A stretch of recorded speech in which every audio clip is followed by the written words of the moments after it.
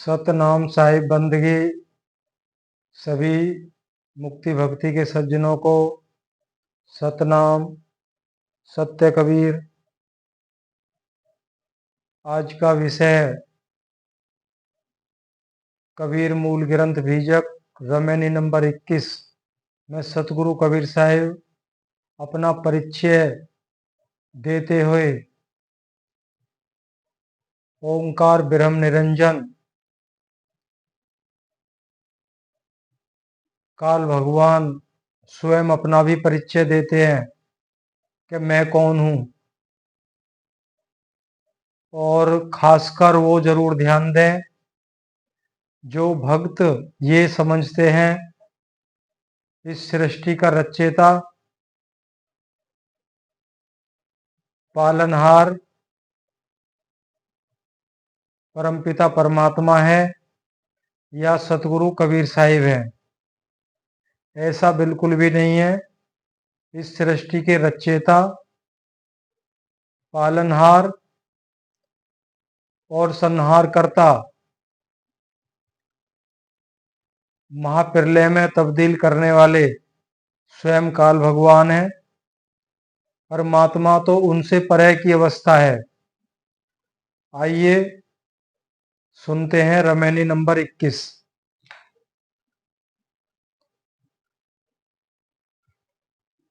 संसार सागर के दुख से बचने का उपाय।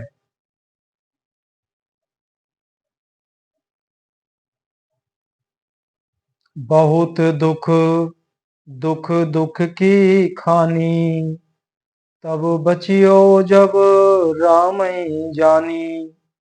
राम ही जानी युक्ति जो चलाई, युक्ति हूँ ते फंदा नहीं परई। युक्ति ही युक्ति चला संसारा, निश्चय कहा ने माने हमारा। कनक कामिनी घोरी पटोरा, संपत्ति बहुत रहे दिन थोरा। थोड़ी संपत्ति गयो बोराई, धर्म राय की खबर न पाई। देख तिरास मुख गयो कुमलाई, अमृत धोके गयो विष खाई। साखी है मैं सिर जो मैं मारूं, मैं जारो मैं खाऊं। जल जल मैया रमी रहो, मोर निरंजन नाम। ये साखी में निरंजन ने अपना परिचय दिया है जो काल भगवान हैं स्वयं। तो कबीर साहिब क्या कहते हैं? सतगुरु कबीर साहिब कहते हैं कि हे मनुष्यों, हे संसारी जीवो, इस संसार में बहुत ही दुख है, क्योंकि यह समस्त संसार अपार दुख की खानी है। यह समस्त संसार सागर दैहिक आध्यात्मिक दैविक और आदि भौतिक इन तीनों दुख रूपी जल से भरा हुआ है। अतः इन समस्त दुखों से तुम तभी बचोगे जब सर्व आत्माओं के निरंतर रमे हुए उस महाचेतन सतपुरुष परमात्मा राम को जानोगे और भेदी सतगुरु से ही उसकी प्राप्ति का भेद समझकर साधन अभ्यास करोगे। अतः उस सतपुरुष परमात्मा राम को जानकर जो साधक जिज्ञासु भेदी सतगुरु की बताई हुई युक्ति के अनुसार चलेगा, अर्थात साधन अभ्यास करेगा, तो वह सतगुरु की बताई हुई उस युक्ति साधन अभ्यास से ही जन्म मरण आदि भव सागर के इस बंधन से पार हो जाएगा। अब यहाँ पे सतगुरु कबीर साहिब ने भेदी सतगुरु का नाम लिया है। जो मुक्ति दाता जो भेद है वो उन्हीं से प्राप्त होगा।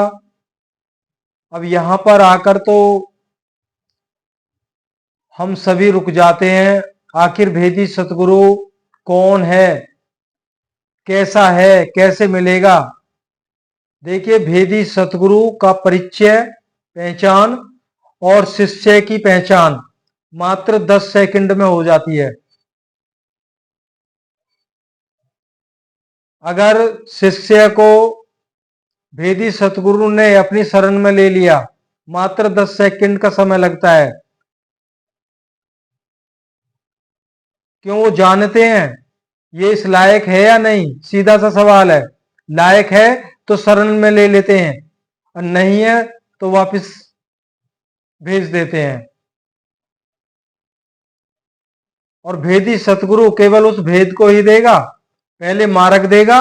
जब मार्ग पे पूर्णतया हम खरे उतर जाएंगे तो उस भेद को देने में बहुत देर नहीं होती है। वो तत्क्षण दे दिया जाता है जब सतगुरु की मर्जी होती है तब, और वो बाहर से नहीं दिया जाता। सतगुरु कहीं भी हो, वो घर बैठे ही प्राप्त होता है। और त्रिताप बताए अभी, आदि दैविक, आदि भौतिक, आदि दैहिक। इनसे कोई नहीं बचता है। कोई ना कोई त्रिताप में से कोई ना कोई दुख लगा रहता है, चाहे कोई कितना ही बड़ा महात्मा, ज्ञानी, योगी, पैगंबर, महर्षि क्यों ना है। सतगुरु के सिद्धांत पे अगर चलते हैं दृढ़ता से तो इन तीनों तापों से बच जाते हैं।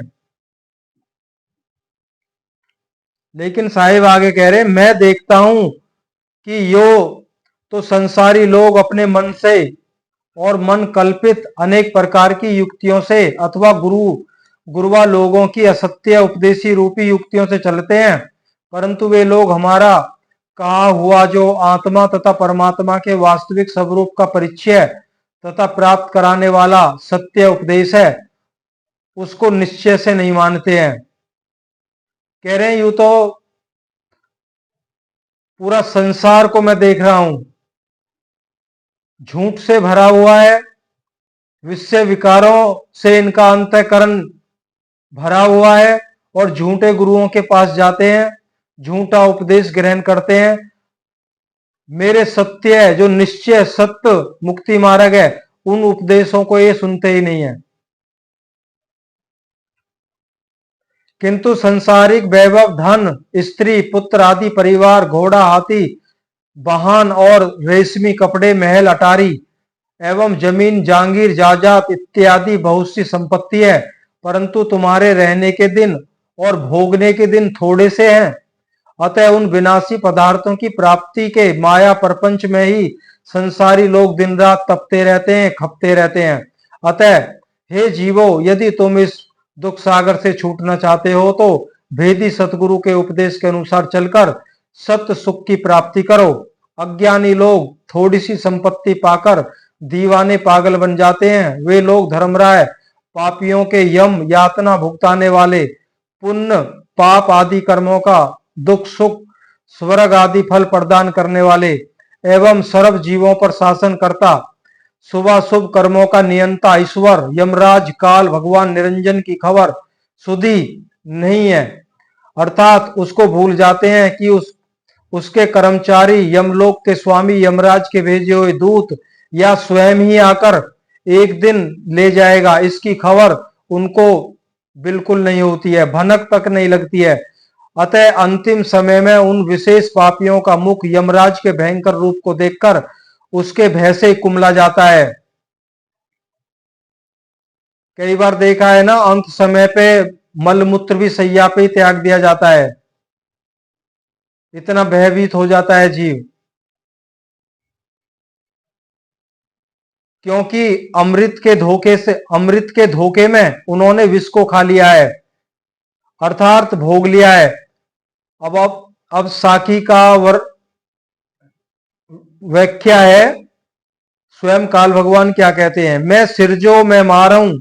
सतगुरु कहते हैं कि हे जीवो, वह काल पुरुष निरंजन कहता है कि मैं ही सृष्टि का कर्ता अर्थात सर्व प्राणियों को उत्पन्न करता हूं, और मैं ही सर्व प्राणियों को मारता हूं, एवं मैं ही सब प्राणियों को जलाता हूं, अर्थात त्रिताप में जलाता तथा गर्भ अग्नि में भी जलाता हूं, और प्रलय में तो सर्व प्राणियों को मैं जलाता और भस्म ही कर देता हूं, और मैं ही सर्व को खाता हूं, अर्थात सर्व प्राणियों के शरीरों को विनाश कर प्रकृति में विलीन कर देता हूं, और जल थल आदि समस्त संसार में मैं ही रम रहा हूं। देखो, परमात्मा भी जल थल आदि कन कन में रमे हुए हैं, और कल काल भगवान भी रमे हुए हैं,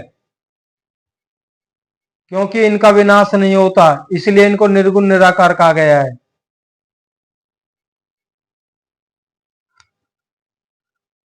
एक काल भगवान का ही जन्म मरण नहीं होता है, बाकी सबका होता है। सृष्टि रचती है, सभी शून्य अवस्था में चले जाते हैं, सबको समेट लेते हैं, दोबारा से ही त्रिदेव प्रकट होते हैं, दोबारा से ही सब कुछ दोबारा से होता है। फिर जब सृष्टि रचना शुरू होती है, जब काल भगवान का मन चाहता है तब होती है शुरू। और अंजना माया से रहित मेरा ही नाम निरंजन है, और मैं ही सर्व जगत का सृजन करने वाला, पालन तथा संहार करने वाला हूं, और सर्व जगत में व्यापक ईश्वर निरंजन मैं ही हूं, मैं ही काल हूं। ये इस रामायणी का सार था। और ब्रह्म निरंजन को अनेक नामों से जाना जाता है। परमात्मा की अवस्था को स्वयं, जब ये परमात्मा से अलग हुई है चेतन आत्मा, जो काल है, ब्रह्म निरंजन है, वो शून्य अवस्था में जाके ये भूल गए कि मेरे से ऊपर भी कोई है, तो ये स्वयं को ही कर्ता मान बैठे, और सृष्टि का इन्होंने रचना, रचयिता और प्रलय करता ये स्वयं ही है। तो इस रामायणी में इतना ही था, जो हम बार बार, ये तो गीता में भी कहा गया है। अर्जुन ने कहा है कि भाई लोग कहते हैं कि परमात्मा ही सब कुछ करता है, तो श्री कृष्ण भगवान ने कहा वो लोग मूढ़ बुद्धि के हैं जो ऐसा सोचते हैं। परमात्मा, उन्होंने कहा है कि परमात्मा तो रथी बन के खड़ा होता है, जो अर्जुन तेरे जैसा अनुरागी शिष्य होता है तब, अन्य परमात्मा कुछ नहीं करता। सतनाम साहिब बंदगी।